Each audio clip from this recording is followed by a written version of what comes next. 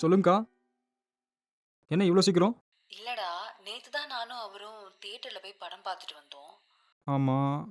Last time நீ வீட்டுக்கு வந்தப்போ ஏதோ கதை எழுதிட்டு இருந்தல்ல, அதை நான் எடுத்து படிச்சுட்டேன். சரிக்கா, அதெல்லாம் என்ன விடு.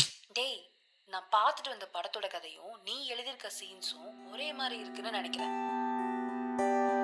Hello hello.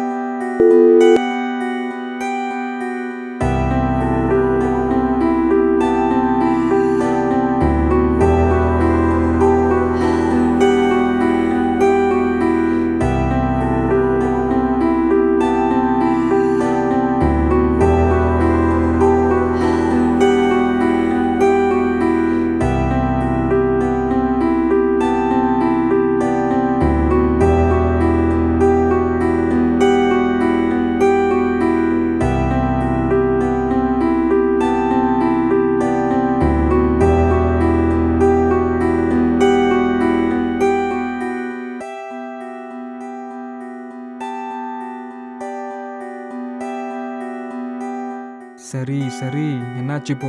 பார்த்துக்கலாம் விடு. புரியுது, வலிக்கும் தான். வலி இல்லாமலாம் இருக்காது. என்ன இப்போ? ஏற்கனவே தூக்கி போட்ட 6வது நோட்டோட இது 7வது நோட்டு. அவ்வளோதானே. இதையும் தூக்கி போட்டுட்டு 8வதா ஒரு நோட்டு எழுதுறது உனக்கு ஒன்றும் புதுசு இல்லைல்ல. மற்றவனுக்கு தாண்டா அந்த வழியெல்லாம் சாதாரணமாக தெரியும்.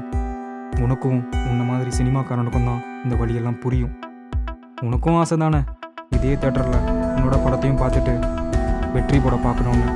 அப்புறம் என்ன, ஜெஸியில் வர மாதிரி ட்ரெயின் கிராஸ் பண்ணும்போது சத்தமாக கத்தணுன்னு. இதெல்லாம் நடக்கணும்னா இந்த மாதிரி சோகமாக இல்லாமல் எழுந்து போய் வேலையை பாரு. நீ எப்போதும் சொல்லுவல்ல, கிரேட் மூமெண்ட்ஸ் டேக் டைம்னு. அதே மாதிரி தான் உனக்கான மூமெண்ட்ஸும் உனக்கான நேரமும் கண்டிப்பாக வரும். எழுந்து போடா.